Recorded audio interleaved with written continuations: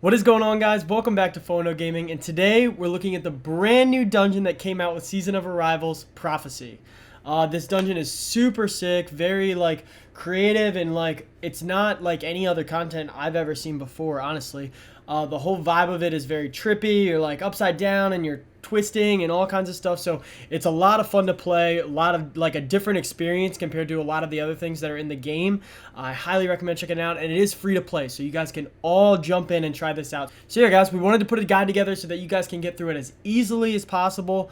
It is 1040 light to start and ends up, by the time you get to the boss room, it scales up to 1060, so you are going to need some light. We did it around 1030, 1040ish. And we did some of it even earlier than that at like 10:20. So yeah, guys, hopefully you guys enjoy. Hopefully you learned something. If you do, be sure to drop a like. It really helps us out. Subscribe for more. We've got tons of content coming out. Without further ado, let's get right into it.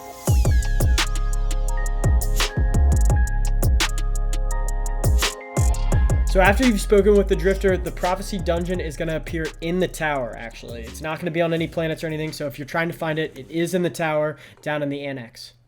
You're going to spawn in here to what looks like the Reckoning entrance. You're just going to run up, hop through the portal, and that's going to take you into the dungeon. Now, as I stated before, if you're trying this week 1, you're probably under level, as it is 1040 to 1060. I highly recommend using Taken armor mods. It is pretty much all Taken throughout the entire thing. So those are going to help you out a lot, especially if you have Taken Barrier. That's going to give you a 20% damage reduction throughout the basically entire encounter. So the first encounter is really just to introduce you to the mechanic that is going to be used throughout the entire dungeon. This involves 2 types of motes that you're going to need to pick up and slam on their respective plates throughout each encounter. These motes are dropped by the Echo Knights found throughout the dungeon and can drop in 2 forms, light and dark. Now, which one drops from these knights is completely dependent on where you are standing within the map. As you can see right now, I'm standing in the shadows, and you'll see I have the little dark essence glowing at the bottom of my screen. This means that if I land the final blow on one of those knights, it's going to drop dark motes. Now that I've stepped into the light, you can see that dark essence change to a light glow. Now, if I were to kill a knight, it would drop light motes. So this is the most important thing in the dungeon, is to understand that if you're in the light and you kill a knight, you're going to drop light motes. If you're in the dark and you kill a knight, it's going to drop dark motes. As you can see, I was in the light and I just dropped light motes. Each knight is going to drop 3 motes, and you need a total of 5 to get to the maximum motes. Once you reach 5 motes, it's going to spawn like an orb or an essence that you physically carry around the map.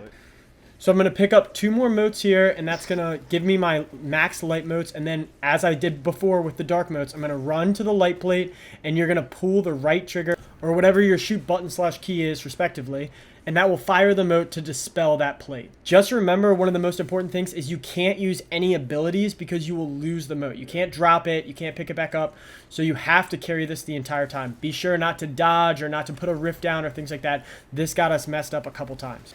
Now, there are also some pro tips that are really going to help you manage these motes, and some things that I wish I would have known in the beginning that we've kind of developed over the course of completing this dungeon. The first being that these motes have a 30-second timer, so you're going to have to move quickly, or otherwise you'll move the motes and you'll have to kill another knight.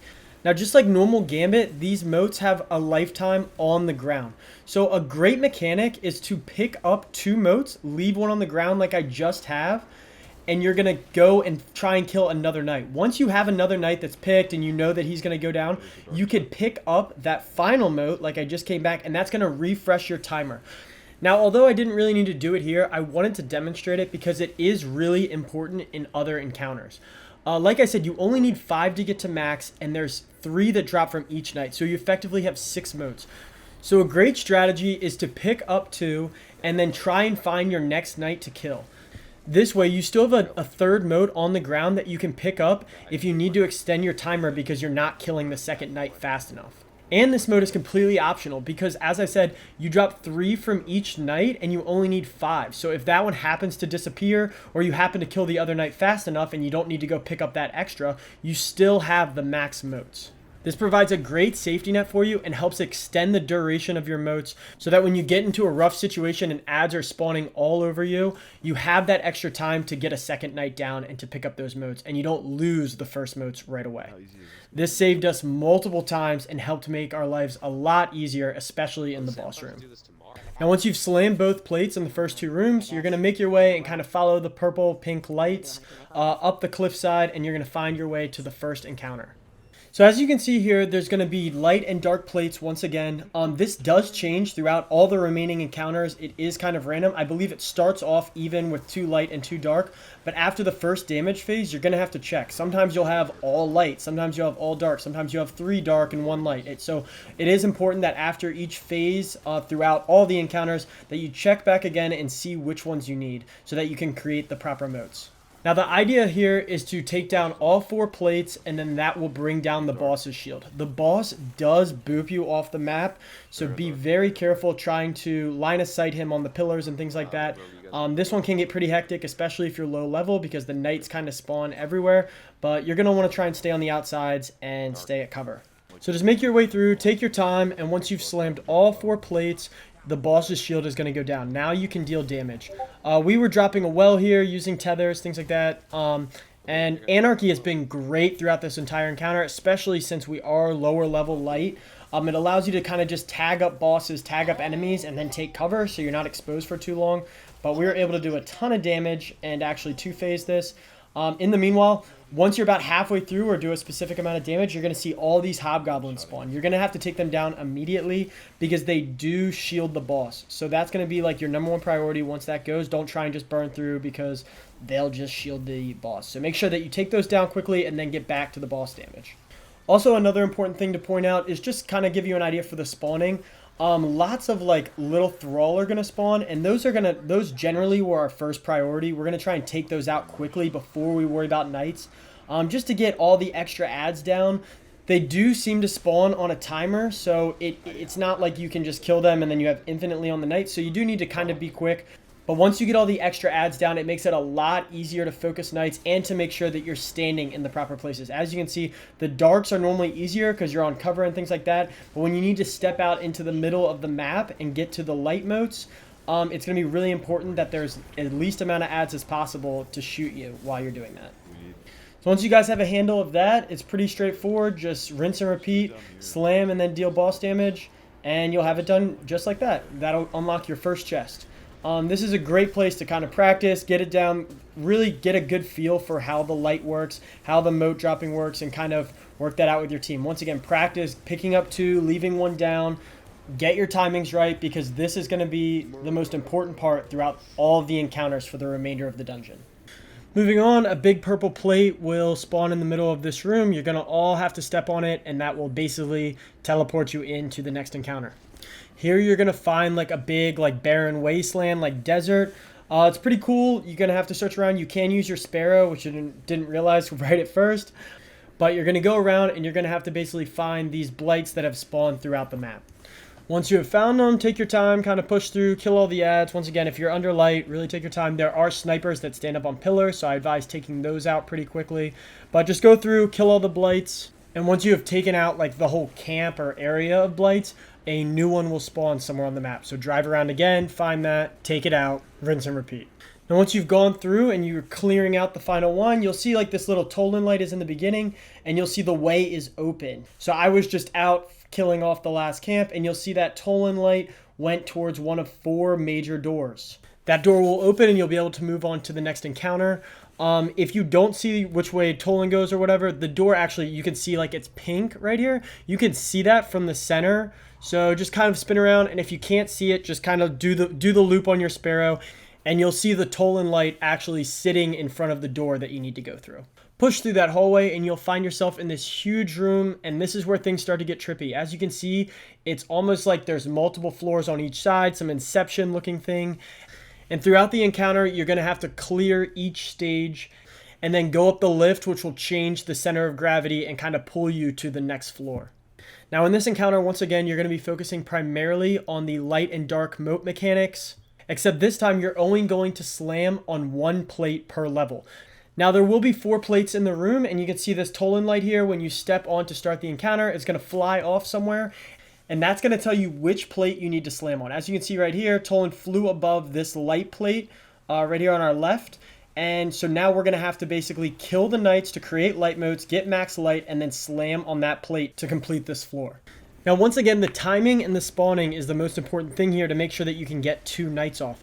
These snipers do spawn above, like up on these platforms, and they're actually the queue for knights to spawn. They're also very dangerous and really the only thing that can shoot down on you. There's plenty of cover from the other ads, so it's really important that you take these out first. Once again, you're going to clear all the thrall as well, all the extra ads, and you're going to be taking out these snipers. When you kill a sniper, it's going to spawn the knight. So as you can see, we've got one down here, and we've already killed the sniper, so the knight's already spawned. So if you do find yourself in a situation where you got one knight down, but you don't see a second knight for the rest of your motes, it's because you haven't killed the snipers up top. Make sure to look up, kill the snipers, and then the knights will spawn. Get max motes, make sure that you slam the right plate. As you can see, I just checked to make sure the Tolan light was above that plate. And after slamming, a grav lift will spawn in the middle to take you to the next floor. We highly recommend just take your time here. There's no rush really. You can take your time to kill the rest of the ads, go around, pick up ammo before moving to the next floor. There is a timer that will spawn more ads if you take too long. But in general, you have plenty of time, so go around, pick up ammo and whatnot. And then it's important to know that all 3 people have to be on the plate to go up. So you can see the ad started spawning. We all hopped up on the plate real quick, and then we were able to move on to the next level. As you can see here, it's kind of weird because we were looking there, and that looks like the floor, like you're above it, but you actually fall back down. Sometimes these falls can be pretty substantial, so it's important to be ready for that, to make sure that you hit a jump, because we did have some instances where we fell and took massive amount of damage and then got one shot by a thrall. From here on out, it's rinse and repeat. Kill your snipers to spawn the knights, kill the knights to drop the motes, slam the motes on the proper plate. Do that a couple times and you'll make your way to the final room. Now, although this encounter doesn't really have a boss, so you should be using all your special and heavy throughout the encounters to make sure that you can get through and kill the knights on time. This room does spawn 2 major Phalanx, which serve kind of as a boss mechanic. And basically all you have to do is kill those enemies, clear the room, and you'll complete the encounter. Here you'll receive your second chest for rewards, and right above that chest you'll find a little passageway to take you out of this encounter back into the Wasteland. As you exit into the Wasteland this time, you will see the final boss that has spawned right in front of you, and he'll kind of teleport. You can kind of just track him, hop on your Sparrow, and chase him around. He teleported over to the right. As you can see, he's over there on the hill. Just kind of track him, and he'll lead you to the next door. You don't need to kill any of the ads or anything like that. So just follow his teleports all the way to the next door where it will take you to the Sparrow encounter. Now this part is pretty awesome and fun. There's these huge ribbons that you're going to jump down onto, summon your Sparrow, and you can begin the track or the race. There's actually 3 tracks, but it doesn't matter which one you go on. They all lead to the same place. So simply make your way down, avoiding the ads and things that are spawning on the plates. Keep pushing through, you'll come through, you'll drive through some pyramids, there's ads there. There might be some hidden stuff in this room that we're not sure about for like a quest later or something like that, but for the completion you can just Sparrow through and not worry about it. Now about halfway through you're going to come to a major pyramid here, and you're going to see the ribbons at the end that you're driving on actually like twist off where you'll fall off and you can't continue from here.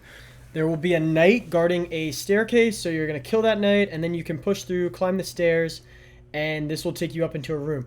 A bunch of ads will spawn in this room, but you can just disregard them and run through, assuming that they don't kill you. And you can push out the back circle. Outside of this circle will be a set of plates that you can jump down and continue like the jumping puzzle. So work your way down, killing the ads as you go. Phalanx do spawn on some of these plates, so just be careful for their boot. Make sure you don't get knocked off the map.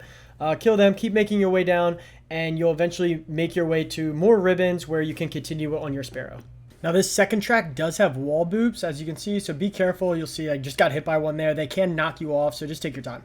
After racing down a good bit again, you're going to make your way to the final platform where you'll have to kill a few ads to spawn a lift to take you to the next area. After killing a massive horde of thrall, you'll move forward and these stairs will open. This place just looks ridiculous. I love the look of the 9 and just like how clean that looked. Like the stairs just kind of fold open. Super sick, but here we are, the final boss room. Now, just like the last fighting encounter, this room is going to have multiple floors that are on like the walls and the ceiling and stuff if you look around. And each floor is going to be a triangle layout. As you can see, there's these big circles on the left and right sides, and then there's one across the way over there. When you start the encounter, the boss is going to split into 3 forms, and he's going to spawn in each corner and shoot his fire gun at you at all times from all 3 directions. Now, if you're low light, this can be very, very difficult to manage. I know it was for us. Fire resistance mods are major here, along with a boss resist mod. That does really help reduce the damage. You can see him just shooting from you. They shoot down these hallways. There's really no cover because there's ads everywhere. So ideally, you just need to kind of get through it, use your supers, use your heavy, etc. to make sure that you're able to kill the first 2 motes quickly. As you can see, we dropped the first guy. We're killing the second one now to get a max stack of motes. And then the plates that you're going to slam are in front of each boss in the corners. When you slam these plates, it's going to actually deactivate that boss. That boss is going to kind of teleport out, and it's going to spawn an ogre. So make sure you kill that ogre as quickly as possible. We were just putting anarchy shots on him and then kind of just laying down cover. And now there's no boss in this corner to shoot from you. So now you kind of have what we like to call a home base. You can work out of here. You have some cover now. The very beginning is the hardest part of each phase because, as you can see, you just have no cover in these corners. The bosses are firing you from everywhere. So it's really important that you use your supers, use your heavy, and open up one of the corners right away in each room. Once you've done that, these phases are pretty straightforward and are much more manageable. Now it's just rinse and repeat for the other 2 plates to take down all 3 bosses, make them all disappear. When the final boss slams, you'll see it does like a little teleport animation, and you see it just slam down there, creating the portal. We chose to take our time and kind of finish off the room, kill the ogres. You don't have to. You can jump on the portal right away, but we decided to just take our time, kill the ogres, kill all the ads, and that gives us time to run around, pick up ammo, and kind of regroup before heading into a damage phase. Once you're ready, step onto the plate in the middle of the room, and this will teleport you down into the damage boss arena. Now, the boss has a few mechanics that you need to be mindful of while making your way through this. It's kind of like a jump puzzle almost. You can see he just threw that blight that just passed me. If he hits you with that blight, it's going to teleport you back to further plates. Now, you have to stay within a close range of the boss. He's going to slowly teleport back throughout the room. Hobgoblin snipers will spawn, so make sure you're taking them out. And you can see the aura around him that you need to be standing in. If you look to the bottom left of my screen, you'll see dark entropy. That debuff, if you're outside of the aura, is going to start stacking. Once you hit 10 stacks, it's going to automatically kill you and put you to the back of the room. Now, this room is extremely difficult to get pickups on because depending on where the boss is in the stage, you could spawn way further back on the back plates, which basically makes it impossible for your teammates to come and get you because they'd have to leave the boss's aura themselves. So it's really important that everyone does their best to stay alive. You can use these blocks on the platform to effectively hide from his blight throw ability. And as you can see, we were using Anarchy. It made it much easier for us because we were able to just put 2 stacks on him and then continue moving, continue focusing the ads, and work our way through the encounter. Once you get to the very end, he will teleport onto that final platform where he will stand there for a decent period of time where you can deal damage as well.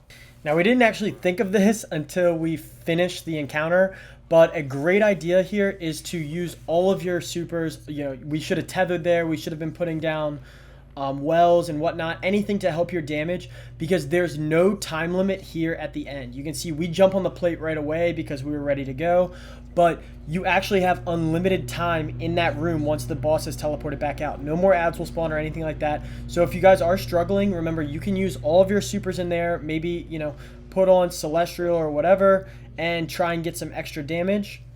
And then you can stand there and build supers again before heading back into the next ad phase. This is a pro tip that can make your life a lot easier if you're struggling with this encounter and are under light. Moving on, it's rinse and repeat again. You're going to spawn into a different room this time, like one of the walls from the original room.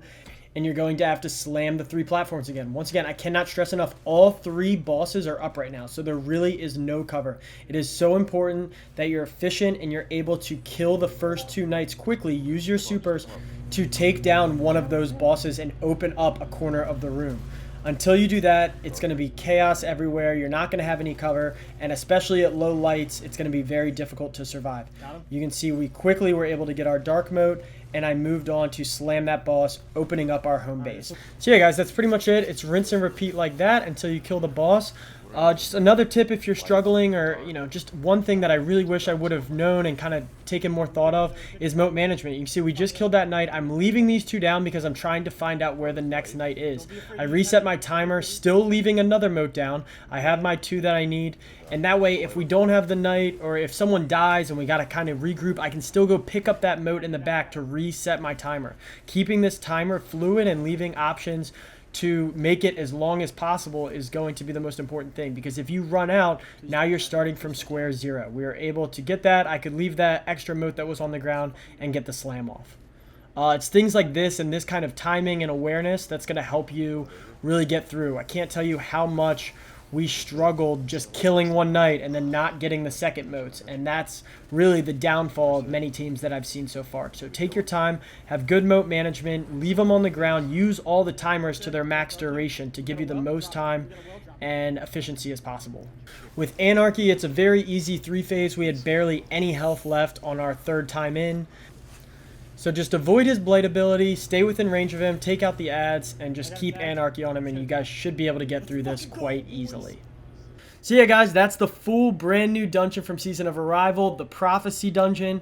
Hopefully this helped you guys out. If it did, definitely drop a like, subscribe for more. We tried to make these guides more about strategy and stuff. There's plenty of guides out there just telling the mechanics. It's not that difficult with the light and the dark once you understand that moat system.